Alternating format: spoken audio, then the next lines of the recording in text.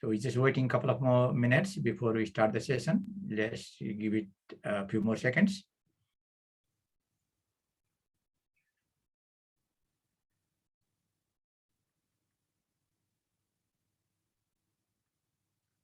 Good morning, good afternoon, and good evening, everyone from wherever you're joining us today. I'm Ashok Chabagai, Senior Researcher at Pacific Institute and CEO Water Mandate and Project Coordinator of the Water Resiliency Assessment Framework. We are honored to welcome you and the esteemed speakers in this session titled Surviving Shocks and Stresses, a Corporate Guide to Resilience.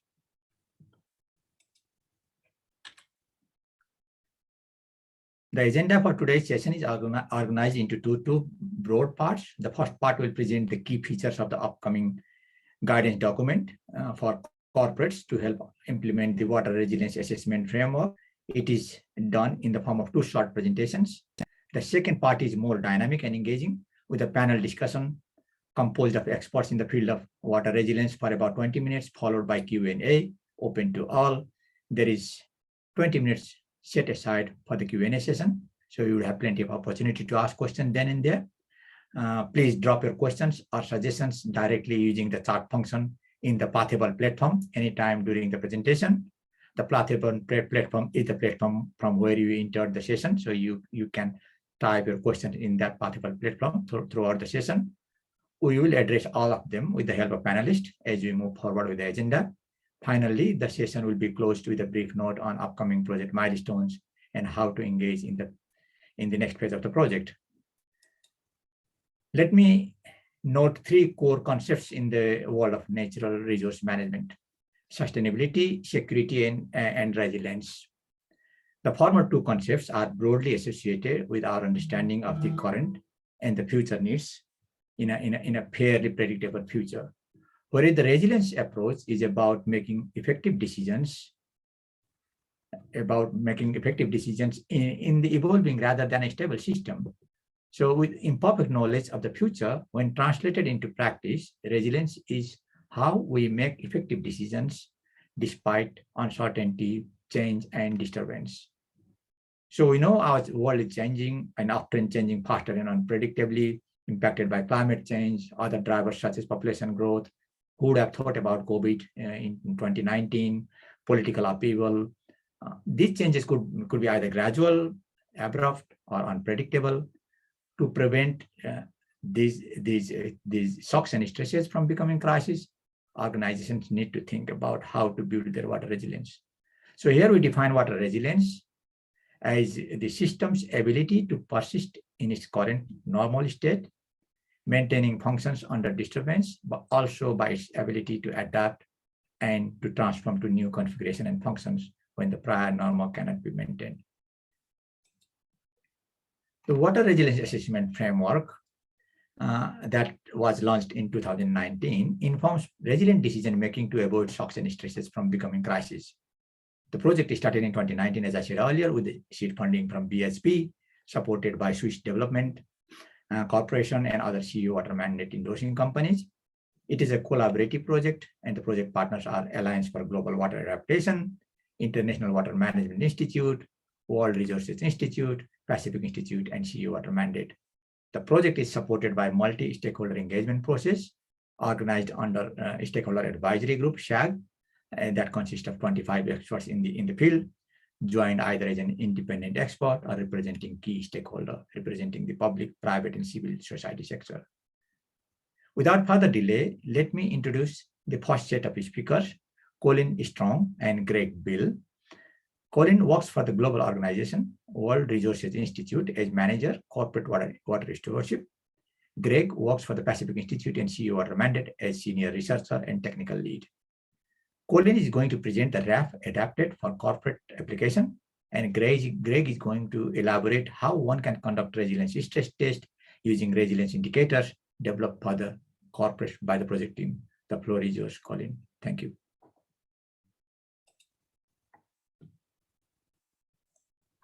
Great. So just jumping right into it, I think it's important to understand the landscape here. Many businesses are familiar with other types of resources or tools that are out there. For those who are familiar with the Alliance for Water Stewardship or contextual water targets for a site or facility, that's the type of scale we're operating at. So this is potentially more local than enterprise water targets that many businesses are setting. And the scale itself lends itself to that more local, contextual, geographic scale. And I think that the main reason that we're here today is that many businesses do have an understanding of the right type of behavior and practices from a corporate water stewardship perspective. But given the shocks and stresses, the drivers that we've talked about, given the increasing need that we're seeing as sort of magnitude of these challenges grow, we don't have to look very far in the news to see a whole range of sort of modern water-related issues and shocks that we're seeing. We need to overlay a resilience lens on top of many of these existing corporate water stewardship practices. So, and I do want to emphasize the overlay component. What we want to present here is intended to be additive. It's not intended to replace anything that's out there.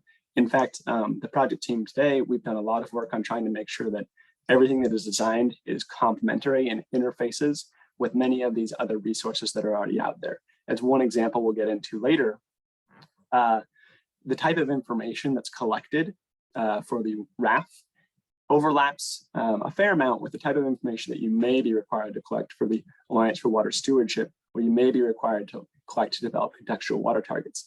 The difference is, of course, there's a unique resilience twist to much of the WRAF information, and we're going to get more into that later, particularly in Greg's section.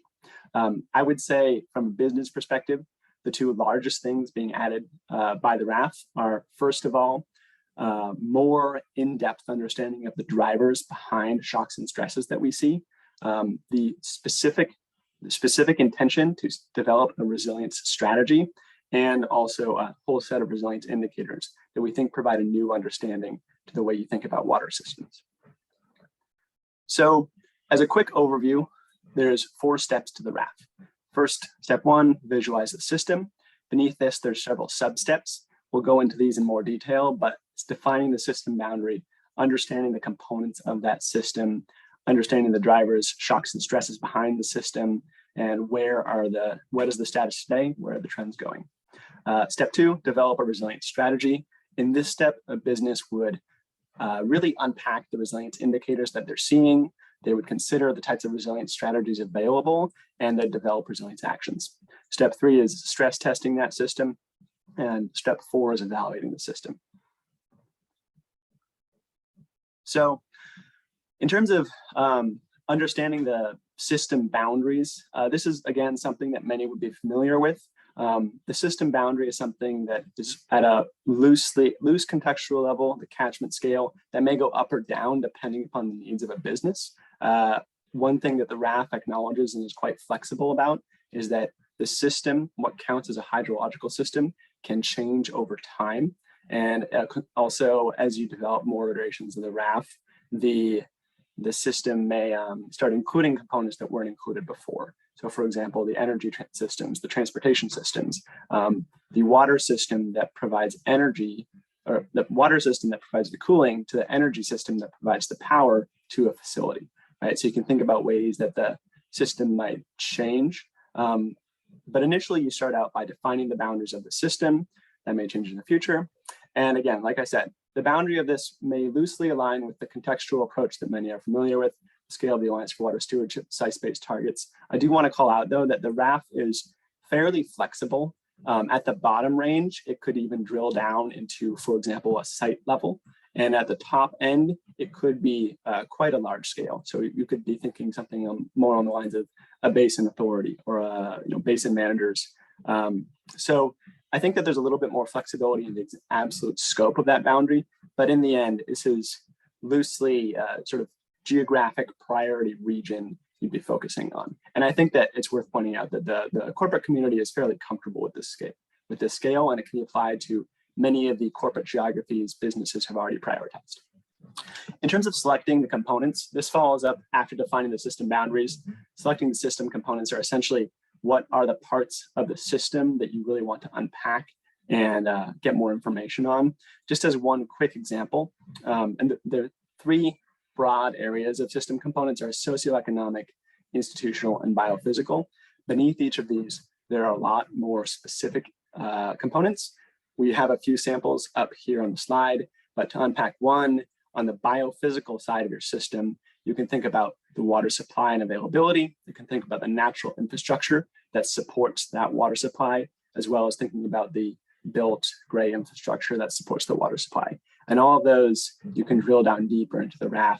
On the institutional side of things, you can think about the governance systems and the regulations that are available. Again, these are examples. The publication on corporate guidance has many more than these three, but this is just the second, sort of a sample of the second step of drilling down on what aspects of the system are most relevant and that get unpacked later on. So steps 1.3 and 1.4, identifying drivers, shocks, and stresses, and identifying water status and trends. This would look familiar to many businesses. Essentially, before you start developing your actions, you need to collect your information. In the WRAF, the drivers, shocks, and stresses really unpacks different types of disruptions. So what are the drivers of events that you're seeing? What are the drivers of droughts? What are the causes behind those things? What are the major shifts that you're seeing? You can roughly think of three different types of shocks and stresses. Short-term disruptions, so quick, short contamination incidents or a short drought, for example. So no major shift in the way things have operated previously. Second would, of course, be gradual long-term disruption. This is that chronic change in the state of nature.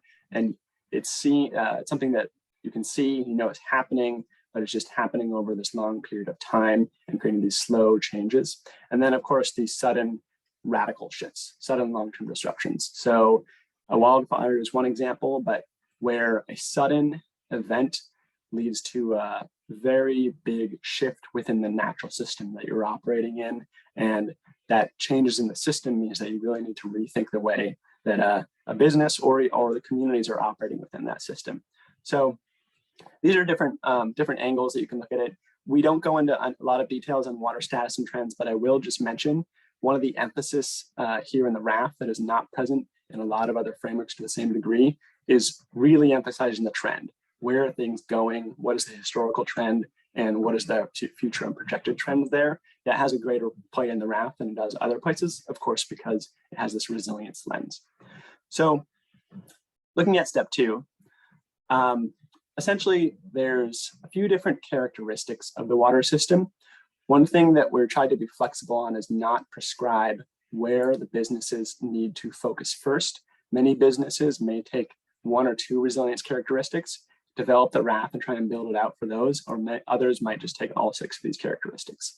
But quickly though, the characteristics are robustness, redundancy, and flexibility. And you can think about how robustness in your system or redundant sources can be beneficial, of course, or flexible sources that may change in the event of shocks. And then there's also integration of the system, the links between different components, the inclusiveness of the system, and whether or not the system is just and equitable. So each of these characteristics may be assessed independently or they may be assessed all together. And that's something that Greg's going to go into on the details in a bit. In terms of the resilience indicators, this dives down one level deeper. So every resilience characteristic has a list of indicators. This is something that we'll come back to in step 3 with the resilience scoring tool. But the resilience indicators have 2 different layers. First of all, there's the tier 1 risk resilience indicators. So this gives you a quick snapshot of basically the state of that characteristic, whether or not it's performing reliably or whether or not it's performing well, or whether or not some work is needed. And then after that, assuming you don't perform well on a tier 1 indicator, that would unpack a tier 2 indicators. And that has a whole list of indicators that can really inform whether or not what parts of that indicator you're performing well on and performing poorly on. The resilience indicators, where you're performing well, where you're performing poorly, that feeds into your strategy selection. So businesses, after defining the boundary, looking at the water status and trends, identifying the characteristics of the system that they're looking at, and unpacking their resilience indicators, Yeah, so this is another slide on the indicators. But let's jump to the resilience strategy. So after unpacking all this, you have a lot of information to work with. So that all gets fed into what strategy is available for businesses to use. What are the three key strategies are persistence, adaptation, and transformation. So persistence exists in a scenario where you think that the current conditions are reasonably accurate projection of what you're going to experience in the future. So you think that whatever shocks or stresses you're seeing may have short effects, but you will bounce back to the state you were already in. Adaptation expects more gradual long-term changes in the system, and transformation really looks at radical system shifts. So that's where you're rethinking maybe even the economic system, the way livelihoods in a system are functioning, where's people's jobs and professions are going. So there's three different approaches, and we don't have the time to go into details, but essentially with the resilience characteristics, the resilience indicators, strategies can be developed. And that strategy should be kind of a guiding star for a business when they develop their set of actions. And I do want to note quickly that it's possible that you may say, when it comes to robustness, we have a persistence strategy, but when it comes to maybe just an inclusive or just an equitability and inclusiveness, maybe a transformational strategy is needed. So you can have a different strategy depending upon where the biggest issues and characteristics are. And then finally, that brings us to actually developing the resilience actions. So based upon the resilience strategy chosen, the areas that need the largest improvement, this is where you start developing resilience actions. So this could be future-proofing many of the infrastructure that you rely upon. It could be looking at the legislation or the policies, how are allocations done, right? What needs to be revised or updated? What are the types of infrastructure, whether natural or built, that needs to be developed in response to greater shocks and stresses, or unexpected shocks and stresses. So these are the types of actions that you then get into. There's a whole list of different types of actions, and actions in response to a specific resilience indicator or a specific problem is a little too in-depth for us to go into today, but that's all something that's contained in the guidance that we're coming out with for corporates.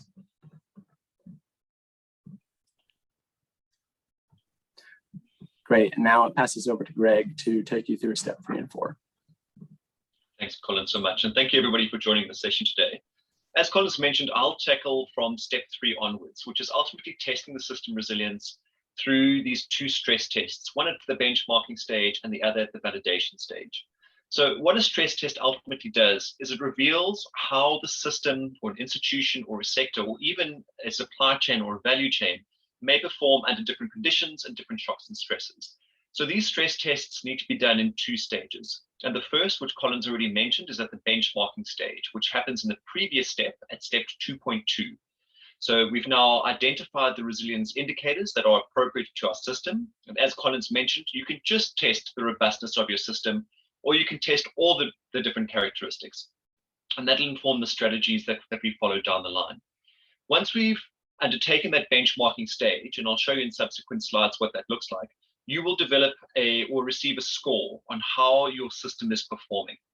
That will then inform the selection of your actions, which will then be tested in the validation stage, performed in this step, which will then assert whether your actions are appropriate or whether you need to revise those accordingly. The result of the stress test at the benchmarking stage, as I've mentioned, will be supporting those development of the actions, and then you test those actions either through implementation or through scenario analyses, because not all actions are going to be implementable upfront. For example, if you have no redundancy in your system and you need to look into a dam or a desalination plant or something like that, it's not always possible to implement and then test. So you do some sort of scenario analysis around that beforehand to test the efficacy of those actions. And just to note here that the data for the stress tests can be both quantitative and qualitative, and we promote a combination of both of those as well. As Colin's also rightly mentioned, we have first-tier indicators and second-tier indicators. And the difference between the two is the granularity of detail that you will undertake for each of these assessments. So at a first-tier level, this is a high-level snapshot of where your organization is across different levels to understand if you are poor or medium or well placed within your resilience within an organization. So by example here, we've highlighted redundancy, for example, where we give a first tier indicator, a measure, a score range, as well as some notes to try and understand and contextualize that indicator at a first tier level. The assessment level, as I've mentioned, that there are different levels that this can be assessed at, and Colin also mentioned this. You can test redundancy at the site level, so within your direct operations, as well as a much broader system level as well. So we propose doing 2 separate resilience assessments here, one for site level and one for system level, depending on the maturity of your resilience work as an organization.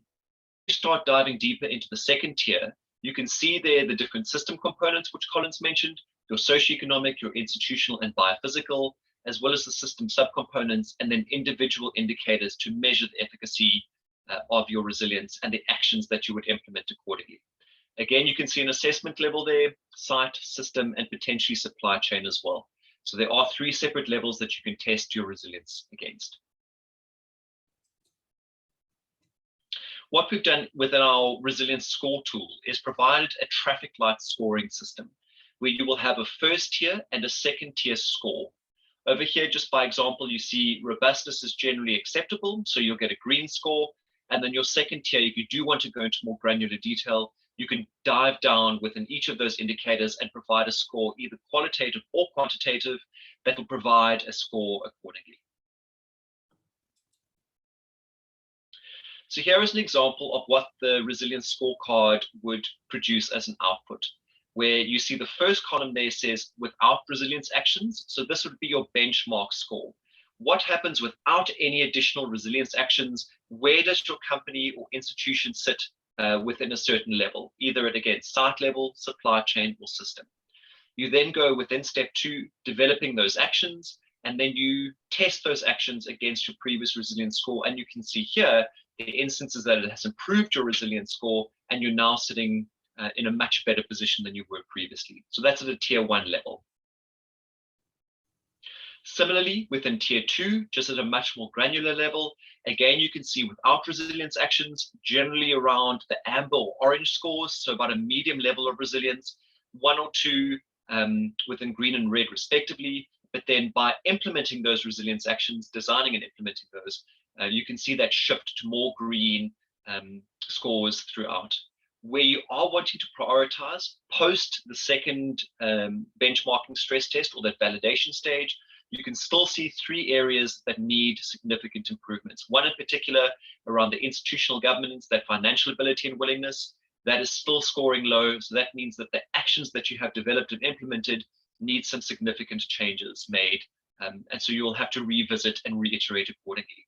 You can then take another prioritization step and tackle the medium ones, and then bring in those high or excellent scores as well. Just making sure that you keep your finger on the pulse to make sure that you can adapt and be as dynamic as possible to changing conditions within the system. And the final step is to evaluate. As I've mentioned, there is a need to revisit and reiterate, and this step should be done fairly regularly.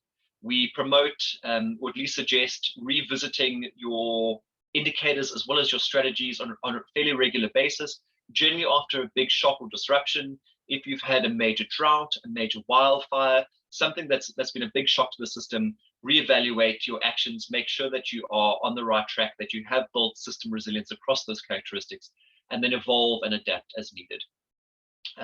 Each of the characteristics indicators, there's not a set time frame for revisiting this. So we do promote contextual understanding of your system, and then revisit at a future time as you see that the systems change, or if you have experienced a big shock or stress.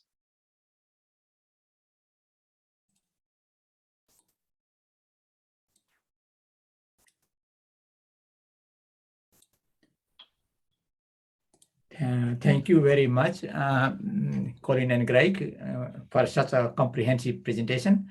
I hope it has given a flavor of the upcoming guidance document for corporates on applying WRAF.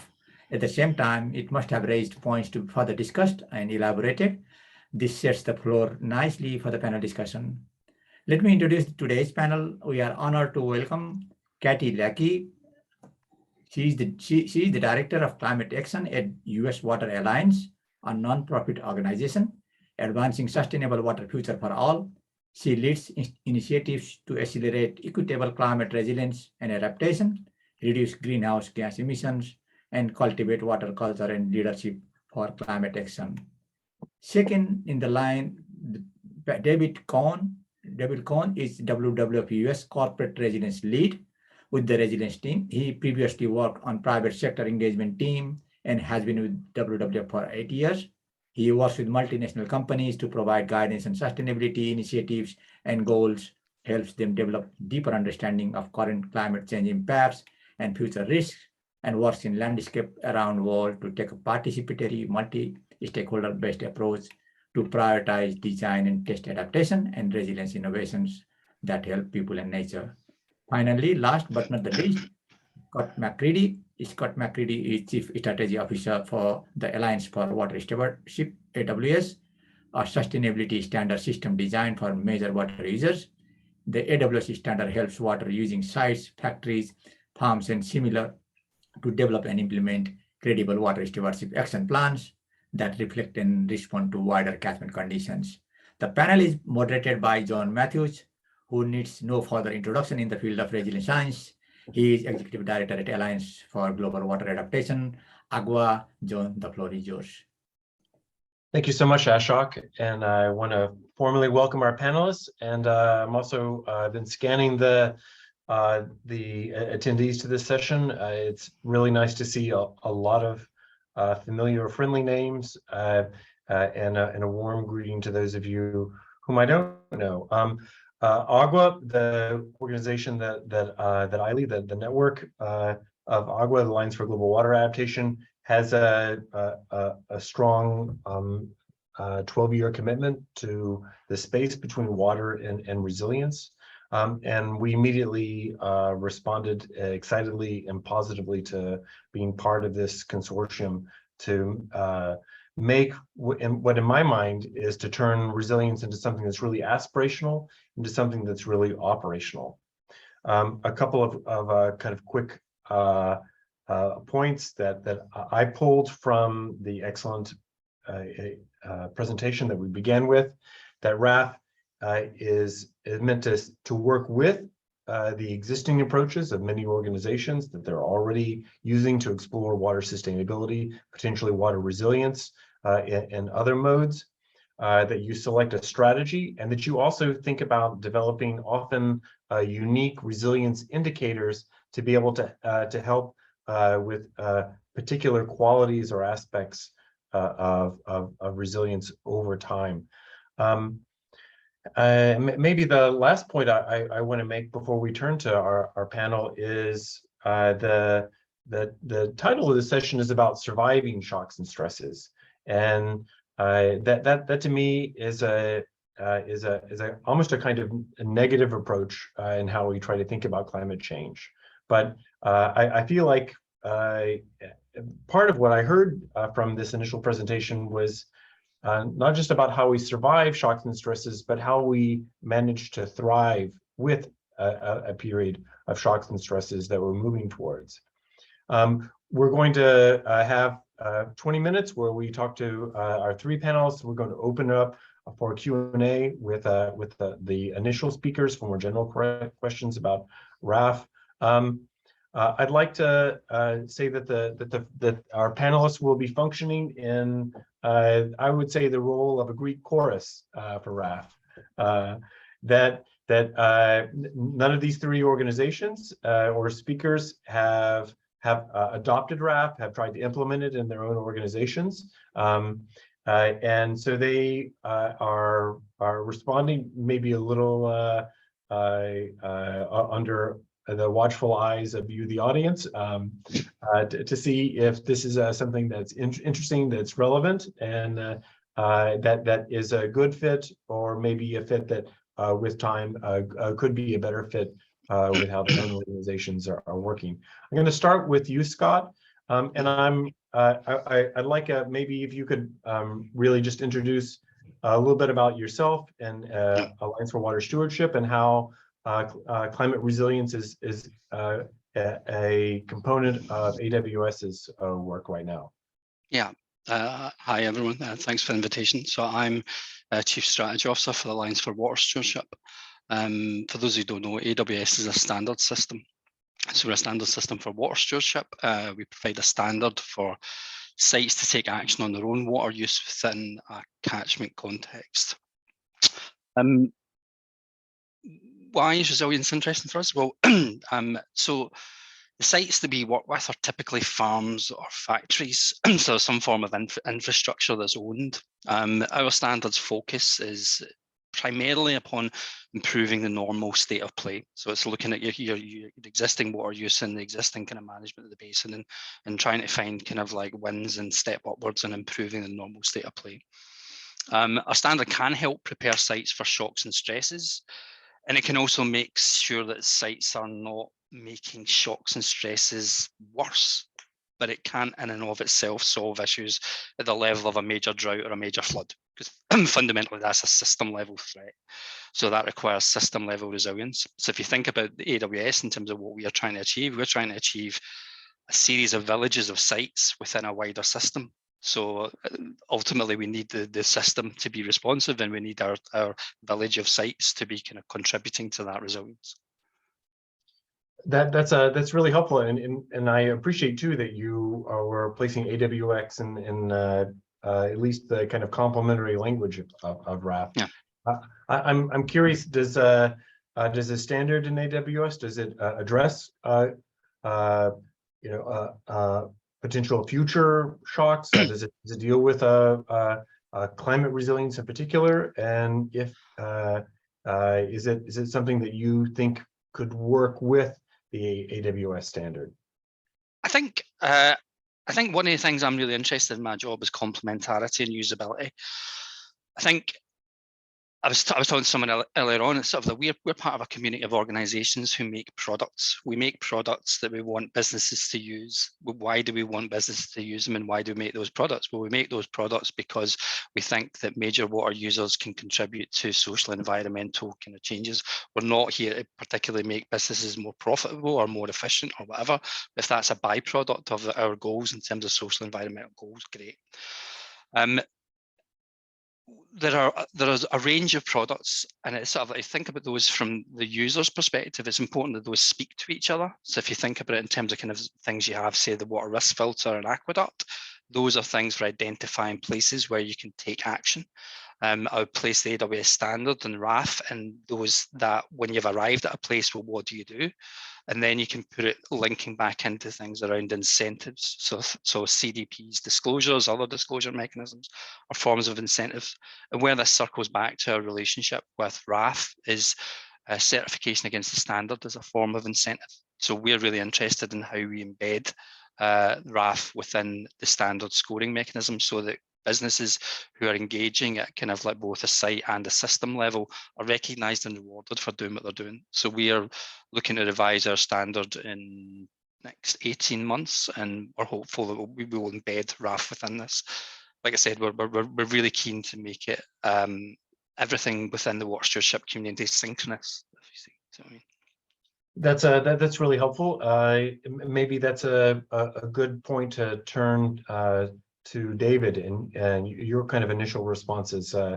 I'm guessing, David, with WWF, you're probably involved with your own set of tools and approaches. And I'm curious, maybe you could give kind of a brief overview of those, and if climate resilience, climate risk is a significant component for them.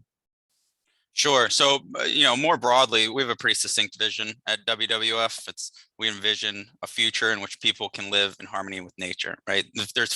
Future is a piece of that vision. So in order to do that, we have to take into account the changes that we're seeing and are going to see and may not even know are coming in the future. So we try to embed sort of this resilience thinking in everything that we do across the organization. To Scott's point, we also, our core mission is that sort of socio-ecological resilience. That's sort of what we drive towards. We try to build socio-ecological resilience, and we think that that's the foundation to good business. So yes, again, as Scott said, if the byproduct is that your business is more profitable, I mean, we think that it is going to be, right? We've seen a lot of these businesses be resilient in the past at the expense of, say, people or nature. That no longer sort of can happen in the reality that we're living in the future. That is primarily certain with the emissions reductions that we're seeing being committed to right now, and that even the goals, the 1.5 goals that we're setting, right? They're going to be impacts from climate change. They're going to be these alterations. Again, we've compromised a lot of the nature and onto the social capital that these businesses were using in the past to thrive already.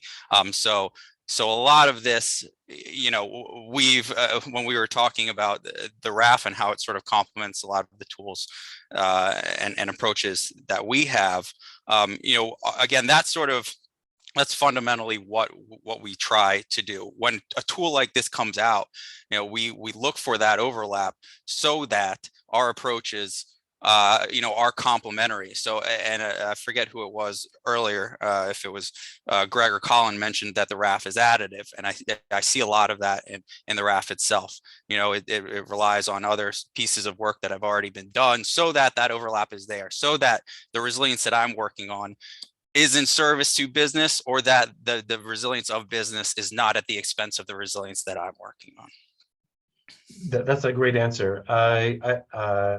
I'm curious. Do you see your definition of risk or your definition of resilience maybe modified as you look at it and hear about WRAF? As we look at what specifically, at the WRAF? Yeah, exactly. In terms of WRAF. Yeah, so, a lot of the core concepts of what builds resilience, there have been studies in the past, but it's how you apply them, right? It's how they're applied on the ground. So it's how you get into the specifics. The WRAF is a very good educational, it could be a very good educational tool. The practicality of it on the ground, I think, is yet to sort of be tested. That's where we're obviously interested in, and companies are going to need that. And, everyone's going to sort of need that as we get on the ground as well, right? The risk is ever evolving. Risk is not stagnant.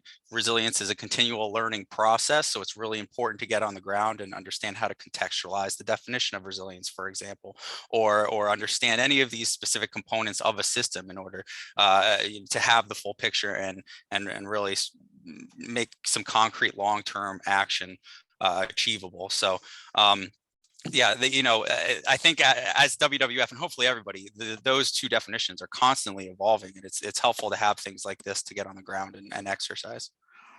That's also a really nice answer, and I want to turn now to Katie. I mean, Katie, it'd be really helpful if you introduce the audience a little bit about U.S. Water Alliance and your work there, and maybe what I'm hearing too from David and Scott is that there's a resilience journey that both AWS and WWF are on. And that WRAF might be a way to help inform that journey. Yeah, thank you, John, and the Pacific Institute team. It's really exciting to be here for World Water Week and talk about what more we can do for resilience. So for those who aren't familiar, the U.S. Water Alliance is a national nonprofit based here, of course, in the United States, advancing the One Water movement. And a lot of the work that we do is around working through tensions and different stakeholder needs among water utilities, academia, consulting firms, the private sector, environmental groups, and especially community-based organizations to help those groups co-develop solutions that tackle our most pressing water issues here in the United States. So our vision is a sustainable water future for all, and that last piece, for all, is really key to what we're talking about here today and the U.S. Water Alliance's resilience journey, as you call it, John. So, at the Alliance, all of our work is grounded in what we see as the 3 pillars of water equity, which is ensuring that all people have access to clean, safe, and affordable drinking water, wastewater, and stormwater services. Making sure that communities have a role in decision-making processes in sharing the economic, social, and environmental benefits of water systems and water basins. And finally, are resilient in the face of a changing climate. And when it comes to that last pillar of water equity, community resilience, we think that everyone has a significant role to play, including the corporate sector, which is, what we're here to talk about today. We are already living in a time of climate crisis, and water and climate impacts hit low income and communities of color first, worst, and most often. So what I want to challenge us to think about today is what is our responsibility as water professionals, as the corporate water sector, to really enhance and make the system and a community as a whole resilient. In order to do that, I think it's really important to drive resilience thinking at all levels. So, I think, John, to your point of resilience being not just withstanding shocks and stresses, but thriving, I really love that, because when we think about community resilience and the impact that the corporate sector can have on community resilience, it's not just about bouncing back from shocks and stressors, but bouncing forward. And in the process of building water resilience, also undoing historical injustices and systemic racism in our water systems, in infrastructure, and companies that have put low income and communities of color bearing the brunt of water and climate impacts. So thank you for being here today. Thank you, Katie. That was a really nice answer. What I heard you especially emphasizing is that this is a team play, right? It's when we're thinking about a particular community, the corporate players have a really important role to play, but they're not alone. They're not working in operation, and there are also certain groups that we really need to maybe ring fence or say that maybe they're underrepresented, or that it's harder to hear them in a broader discussion, and that they need maybe special components of resilience. Is that right? Yeah, I think absolutely. When we think about an integrated or one water future, that's not possible without direct involvement from businesses. But likewise, long-term economic prosperity of those businesses depends on securing a sustainable water future. So for us at the Alliance, in the One Water approach, we have 6 main arenas for action. And that's why competitive business and industry is one of those.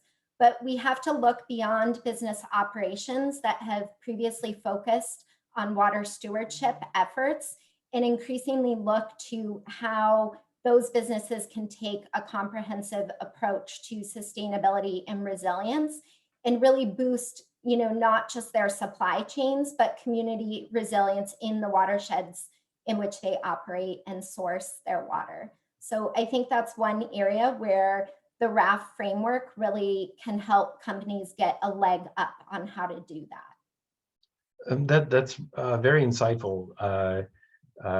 Thanks so much, Katie. I'm going to turn back to Scott for just a moment, and before I open things up for more general questions and invite the extended panel to come back on.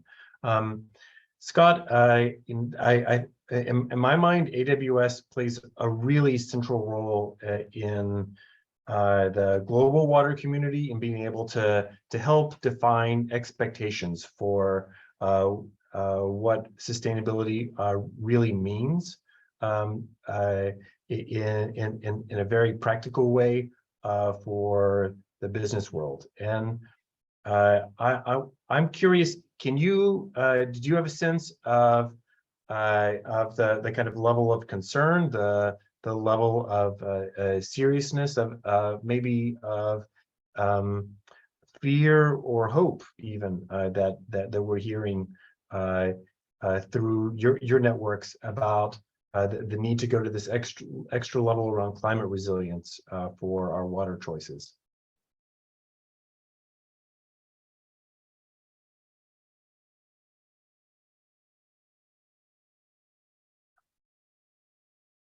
So I think you're on Classic error. Classic. I'm sure it was deeply eloquent. It was magic. The moment's gone, John. The moment's gone. All right. I'll try and get it. I'll try and get it. Yes. So people who don't know, AWS is we're a standard system, but we're also a multi-stakeholder membership-based organization. So we have roughly 165 members, ranging from kind of like large transnational corporations to kind of international NGOs, development agencies, development finance banks, and then down into more people who are headquartered within places, so kind of nationally owned SMEs and so on and so forth. So we have quite a broad level of kind of feedback that comes through the dialogue of the network and so on and so forth. And I think within that, you always have people who are moving faster than other people, and people who come to learn from other people. So like, I think we've definitely felt, another way to explain this, our standard basically gets revised every 4 to 5 years. So it stays in place for practical reasons, so it gives people time to use it and adapt to it. One of the really glaring things in our standard is kind of like the absence of climate. And one of the things we've really seen from your work, John, through colleagues and others, is the merging of the climate and the water conversation thing. So we are really keen on this kind of work because it is a really practical example of bringing together climate, which is really experienced through shocks, and kind of like our normal focus, which is on improving standard state of play, I think. So the short answer is yes. Excellent. Yes is very eloquent. Katie, David, Scott, you're not off the hook. Your eloquence will be called upon. I really welcome questions from the audience now as we bring back Colin and Greg, Ashok. If we could have you turn your screens back on as well. I noticed there's one question that came on early on about that's more of a general WRAF question about just and equitable, how we assess that. Is that compatible or incompatible with maybe how we think about the human right to water? That maybe that's a question for Colin or Greg.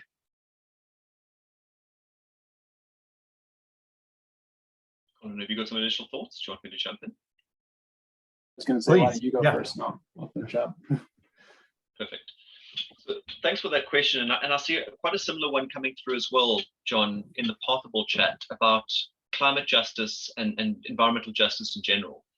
And what we've tried to do is work very closely with our colleagues at the Pacific Institute, as well within our partner organizations and broader network, to make sure that the indicators that we provided for inclusiveness and just and equitability incorporate as many of the components around the human rights to water, around access, and around equitability as possible. So we're looking at the inclusion of different knowledge systems, access. We're looking at regulations and different levels of policies and regulations that will inform the level of inclusion of different communities and groups, as well as how to integrate that into operations as much as possible. Yeah, so just 2 cents on this. I think that when it comes to, businesses have, I think, increasingly tried to deal with these issues, on the human rights and access to water, or you could think of it from the WASH angle and whatnot.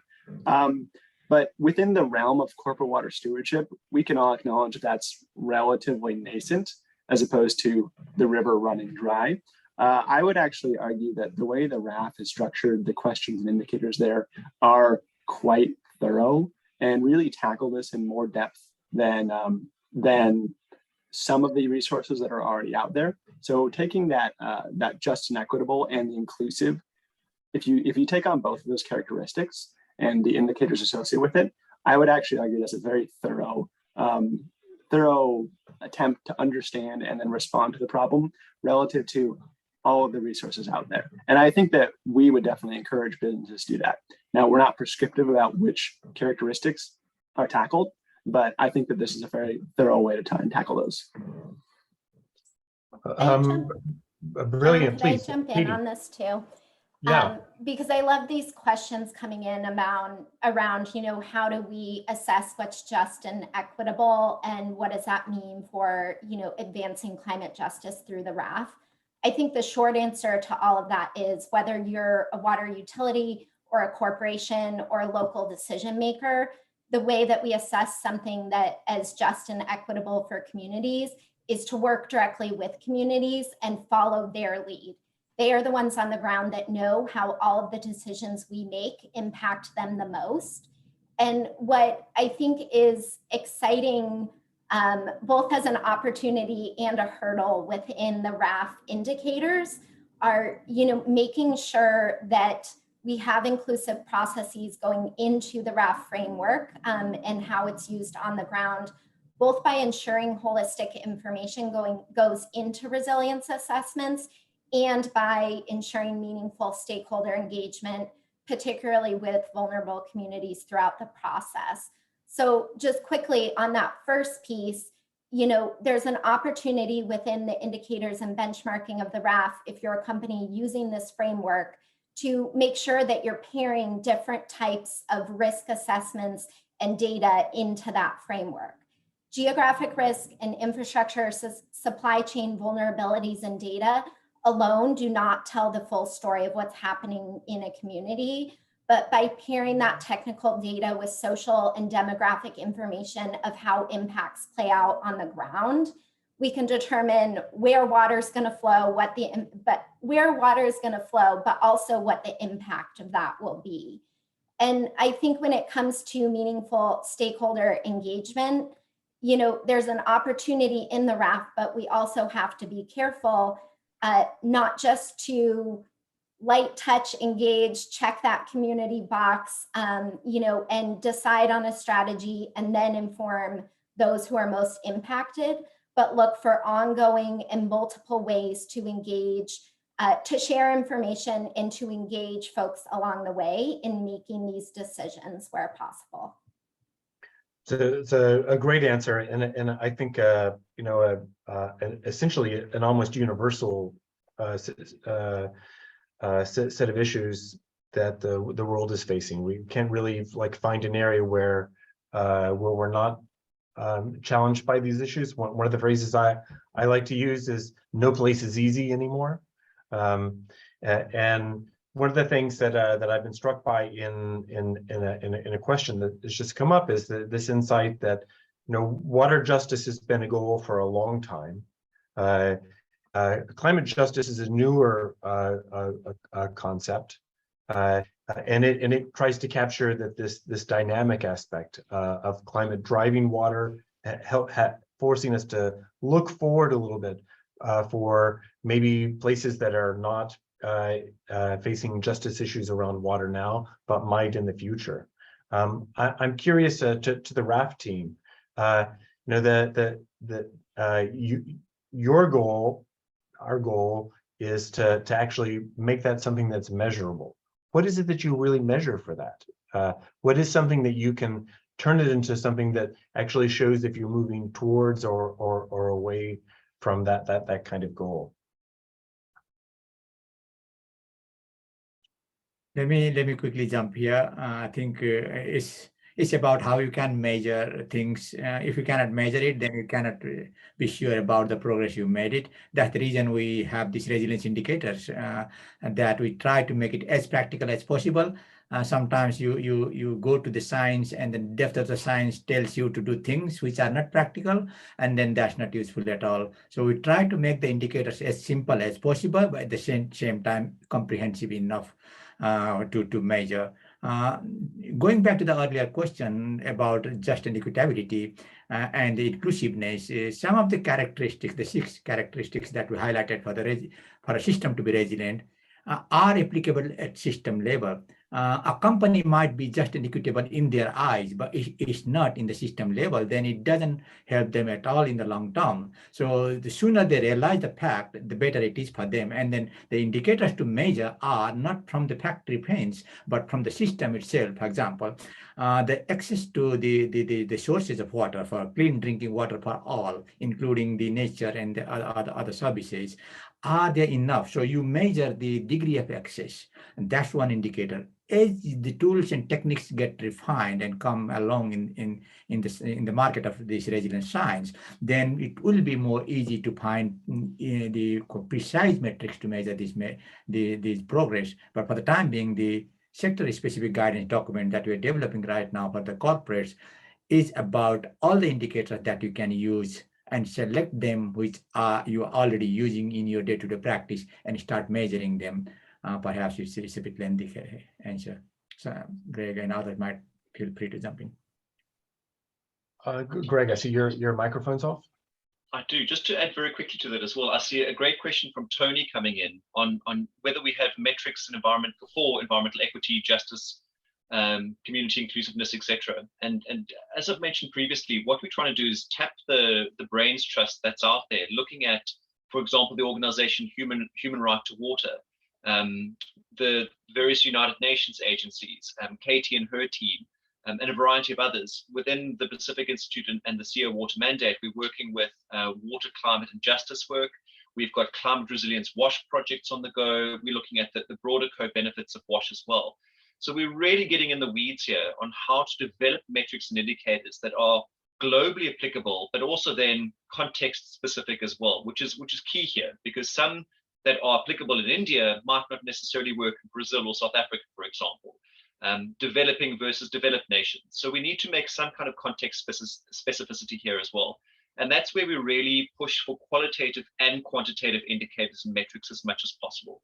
Because something like number of people with access to sanitation and hygiene is a great checkbox, but we really need to get onto the ground and say, is it safe? Is it affordable? Do you have to walk too far? So really get into some of what the numbers are talking about. And I think that's where those qualitative indicators really come to the fore here. I have a question for David and for Scott. I'm curious. I think what I know of how both of your organizations work, echoing Greg's comment, that the idea of data, being able to quantify things, to be able to see trends over time to inform decisions is really critical in your work. One kind of basic insight is we don't have data from the future, and the future especially feels a lot more uncertain right now. That maybe just trying to find a third or fourth point on a trend line from what we've seen in the past is not necessarily that helpful. I'm curious, maybe starting with you, David, are there ideas that WWF in general, or that in your own what you've heard about WRAF that seem useful about trying to think about this kind of cone of uncertainty that we're moving towards around water and climate? Yeah, that's an excellent question, and thank you sort of for pointing out that, like, the managing uncertainty piece as core to resilience. How do you manage uncertainty? And there are certain tools out there that you can use as far as scenario planning goes. The idea that you have to do scenario planning in the right way. We're not talking about just scenario analysis, but planning. How do you use the analysis in the right way? How, and how do you have those conversations with the right people? There are tools out there that can help have those conversations, but the idea that we're going to be able to predict the future, I think, is obviously troublesome. This idea that any of these data points, if you use one model, it's going to lead to a false sense of certainty, and you're going to make decisions based on one potential outcome in the future, and obviously that can come at the expense of many things. I may so have some there's that. Bitcoin to sell you. Yeah, right. That's right. So the other thing is these process indicators, I think, are super important, right?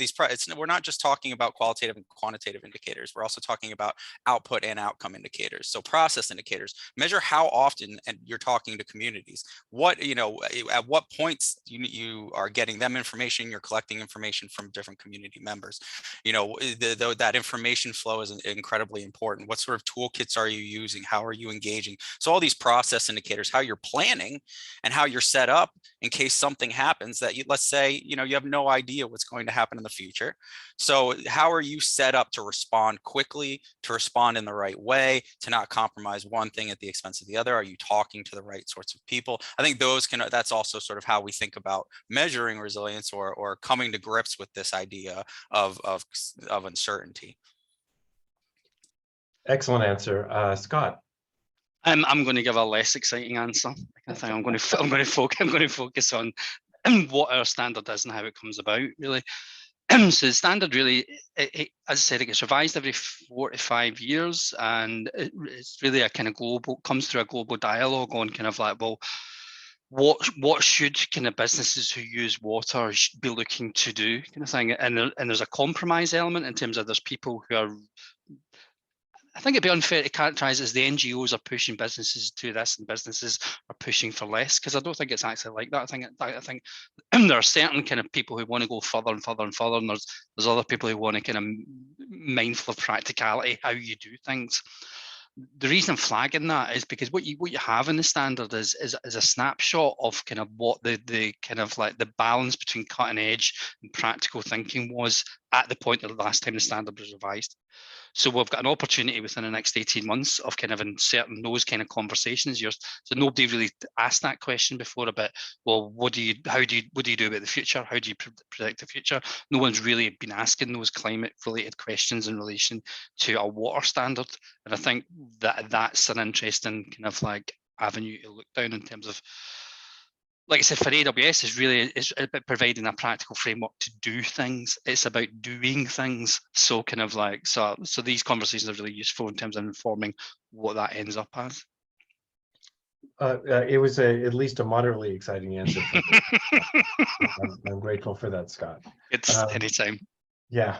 I'm gonna give the last question to Colin. It's a question from a researcher in the audience, asking, are there differences, are there overlaps, are there potential synergies, maybe even conflicts between thinking about resilience for economic development versus corporate resilience? I think you have quite a broad experience, Colin. You're housed in an environmental and economic development institution. I'm curious how you navigate between those. Maybe no navigation is necessary. Maybe they are the same thing. Yeah. Well, I'll come out right away and say I don't have all the answers to that. That's a very tough question. The way I think the corporate guidance is shaping up in terms of measurement and indicators, I think that many of the information, the indicators collected and measured would be applicable at also a broader development community level. I think that, but the trickiness though is that the business may be measuring it on a narrower scope, and that scope may possibly conflict with sort of the wider objectives of the community. And I'm actually going to pivot this question and say that this actually takes us a little bit to kind of the tough questions earlier about like, when do you choose a transformational strategy versus an adaptation strategy versus a persistent strategy? And I think that we can acknowledge now that many businesses and many non-businesses for that matter would really prefer to be in a persistence zone. But one of the things that we do want to push with this WRAF framework is to be pushing businesses and others to be thinking more like persistence may be the case, but frequently the information, whether that's at a development level or a corporate level, frequently that information coming back probably is not going to be recommending a persistent strategy, maybe recommending an adaptation strategy, or sometimes a transformation strategy. And I don't have all the answers when it comes to a transformation strategy, but I'll acknowledge that I think some tough questions do come up in that scenario. And maybe a good note to end on for my point is that the purpose of the WRAF is to get an on-ramp into asking these types of questions. We want to move a little bit away from persistence type of thinking, more into adaptation, more into transformational type of thinking. And when and where we can align development and corporate indicators and objectives, that's great. And when and where it can't happen, yeah, it's tough, and there may be some decisions and more guidance. And that's something we'll learn more as we start piloting this with companies and others. That's a fantastic answer. I really like this idea that some types of stakeholders, some types of decision makers, maybe like just by the nature of their work, by the nature of their institutions, maybe thinking over much shorter timescales. That there's a strong temptation to focus on a more traditional persistence approach, and other kinds of institutions may have a much longer viewpoint. And so they're going to see things through a kind of adaptation or especially a transformation lens. I'm going to go back on my statement that was not the last question, and I'm going to bring in Katie and give Katie the last question, because I think that is reflecting that the U.S. Water Alliance, you reflected earlier in your initial comments about looking at communities and very diverse groups of stakeholders, of which corporations were one component. But you also work very much with really utilities, and arguably utility has kind of the opposite temporal viewpoint to many corporations anyway, that it's thinking at 100, even beyond century time scale, and so is much more worried about long-term drivers, long-term trends, inclusive of climate but not limited to climate. I'm curious, do you see do you find some echo, some support for maybe a convergent vision between corporate approaches to thinking about resilience and maybe utility approaches to resilience? Yeah, I think absolutely. We are only resilient when all of our communities are resilient. And I love, well, first in the US, the water utility sector is facing that very question right now, John, with a historic influx of federal funding finally into the water infrastructure realm. And as we're looking at upgrading and building out new infrastructure that will go in over the next 5 to 15 years, but be there for the next 100 years in our country. So as we're thinking about transformational strategies for that, as Colin brings up, I want to go back to David's point that process indicators are really important, and transformational strategies can also be about process. So how are we thinking about bringing corporations, utilities, communities together and leading resilience efforts through really a transformational process that we haven't seen those groups come together before around. And I think, just really quickly, and then I'll finish up because I know we're short on time, but years ago, we were working on equitable flood resilience strategies with a cross-sector team in Raleigh, North Carolina. And it was really interesting there because there were real estate developers and home builders associations and commercial interest groups that had all done their own resilience assessments. But when they started engaging in a new process with a stormwater management advisory committee that the city was running, and that actually included planning agencies, utilities, and community representatives themselves, together they came up with a different proposal for a no new development strategy in a high-risk flood zone that was really informed and led by community processes, but supported utility goals for reducing flooding and protected corporate interests in the face of a changing climate. And that to me was a really transformational strategy around process, and something I think we haven't seen a lot of happen yet, but hopefully more and more users engaging with the WRAF framework, and specifically bridging between the corporate guidance, the upcoming utility guidance I know you all have planned, we can start to find more of those synergies and connections. Very nice. That's a really good point to end on. I have the joy and delight of trying to synthesize all of your brilliance into a few minutes. I'm going to start off by reflecting on when Pacific Institute CEO Water Mandate initially reached out to AGWA to say, we've been talking with you about climate change and water for a long time, and our goal now is to think about for some of the audiences that we both care about, how do we make that something that's realistic, that's really tangible, that people can pick up and really begin to implement at scale. And I have to say, it was on a personal level, it was a little scary.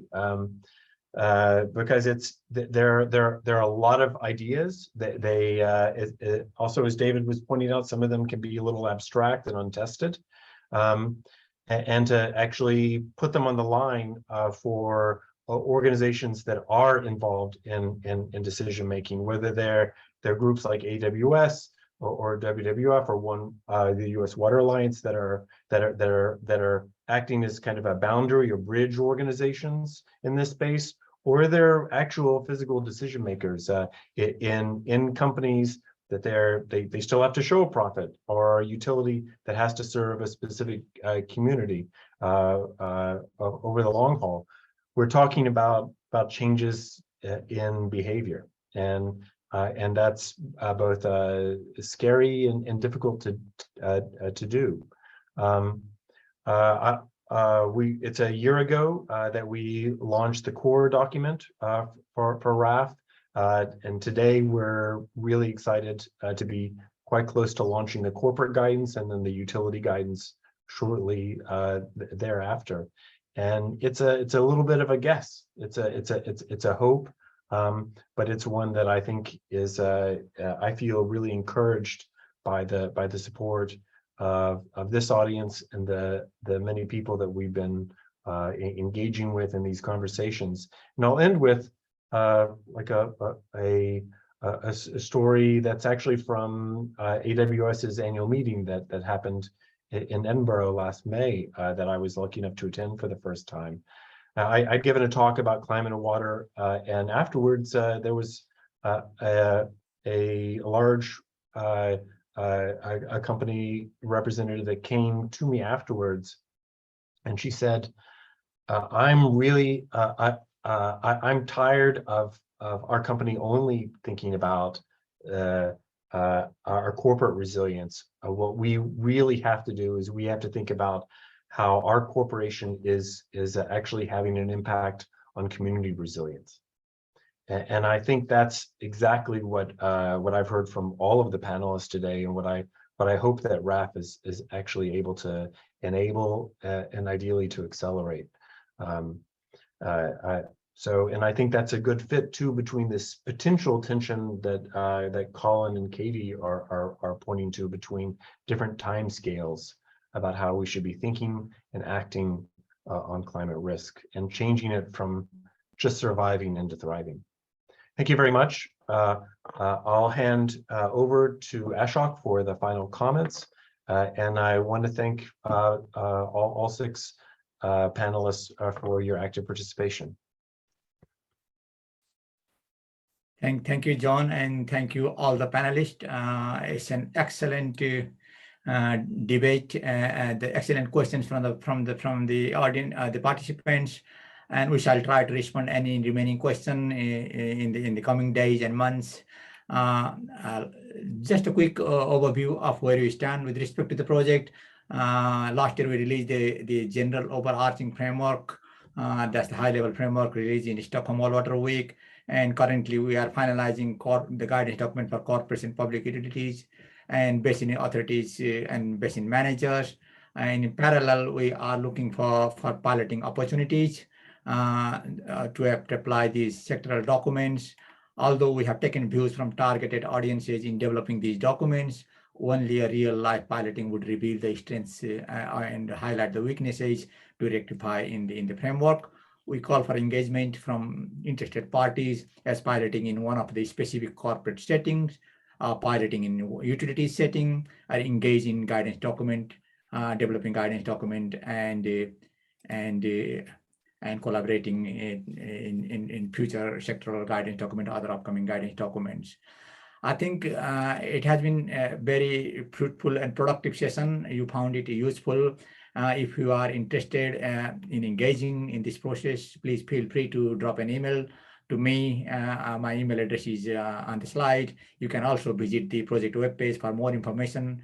I have copied the project website to the chat function. You can also look into the screen now and just scan the screen for the barcode. The first one is for the general WRAF that was published last year. The second link is to the project website where you can get all the relevant information, and the upcoming guidance document will be uploaded there. You can download all these documents from there. And with that, I thank you very much, all the speakers, panelists, most importantly, the participants who joined us from all over the world. And think, I mean, we are looking for an exciting milestone in applying WRAF in all the context. And thank you very much. With that, we end the session. Thanks.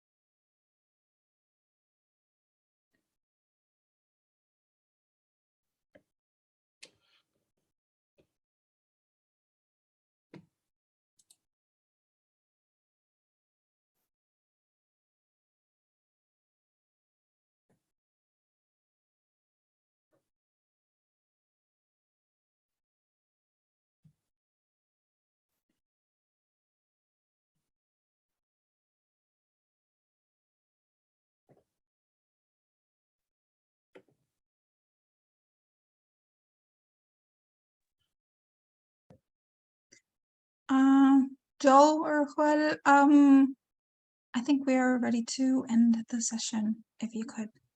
I think we can close it now. Yeah, for everyone. Thank you, Elsa, and all. It has been a great session. Thank you. Thank you all. Have a good one. Yes.